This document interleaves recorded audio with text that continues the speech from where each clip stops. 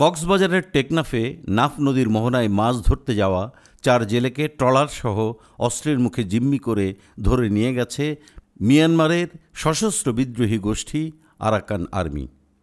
মঙ্গলবার বেলা 11টায় শাহপরীর দ্বীপের গোলারচর মুখ এলাকা থেকে তাদের ধরে নিয়ে যায় বলে জানা গেছে। জিম্মি হওয়া জেলেরা হলেন টেকনাফ শাহপরীর দ্বীপ দক্ষিণ পাড়ার বাসিন্দা নৌকার মাঝি মোহাম্মদ হাসান, আব্দুর রকিম, মোহাম্মদ জাবের, মোহাম্মদ হাসান। ঘটনার সত্যতা নিশ্চিত করেছেন টেকনাফ শাহপরীর দ্বীপের দক্ষিণ নৌঘাট সভাপতি বশির আহমেদ।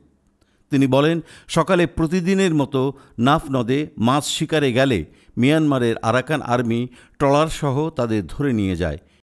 ঘটনাটি বিজিবি সহ স্থানীয় প্রশাসনকে অবহিত করা হয়েছে। বিষয়টি স্বীকার করে নাম প্রকাশে অনিচ্ছুক টেকনাফ বিজিবির শীর্ষ এক কর্মকর্তা বলেন, বাংলাদেশ সীমান্ত অতিক্রম করা নাফ নদ থেকে ট্রলারসহ 4 জেলেকে নিয়ে যাওয়ার খবর পেয়েছি। কী কারণে এ ঘটনা ঘটেছে সেটি আমরা খতিয়ে দেখছি, পাশাপাশি তাদের দ্রুত ফেরত আনার চেষ্টা চলছে। এ বিষয়ে টেকনাফ উপজেলার ইওনো শেখ এহসান উদ্দিন বলেন, জেলেদের ধরে নিয়ে যাওয়ার বিষয়টি শুনেছি, তাদের ফেরত আনতে আমাদের আইনশৃঙ্খলা বাহিনী কাজ করছে। উল্লেখ্য, গত বছর 2024 সালের 6 অক্টোবর সকালে টেকনাফের শাহপরীর দ্বীপ জেটিঘাট থেকে 6টি মাছ ধরার ট্রলারসহ 58 জেলে গভীর সাগরে মাছ ধরতে যায়।